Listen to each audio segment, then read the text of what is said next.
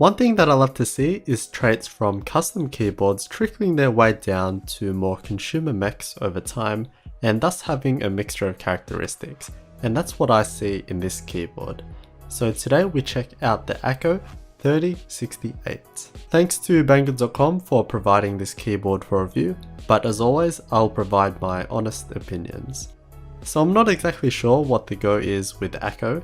They seem to be pretty closely tied with Ducky and are apparently their agents in China, even though Ducky is in Taiwan. So they have a bunch of different products doing a lot of keycap stuff and some pretty interesting boards, including this one.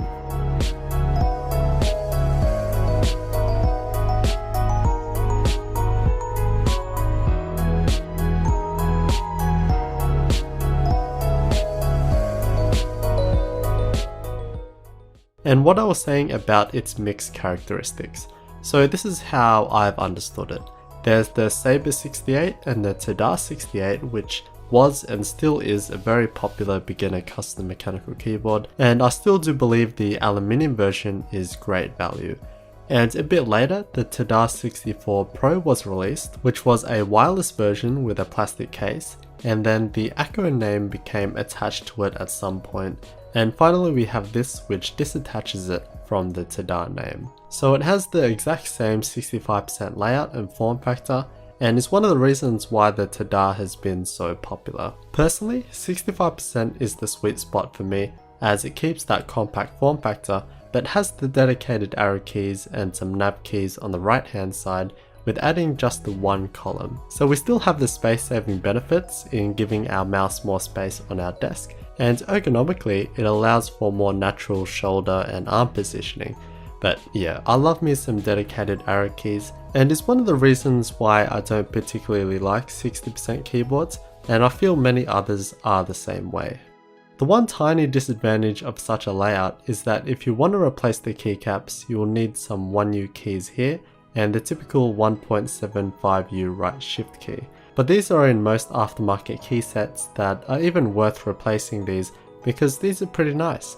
They're dye sublimated PBT plastic, so they should be quite durable over time. And the extra light blue keycaps give the keyboard a bit of colour, which I welcome, but we also get the spare grey keycaps if you want to keep it more plain.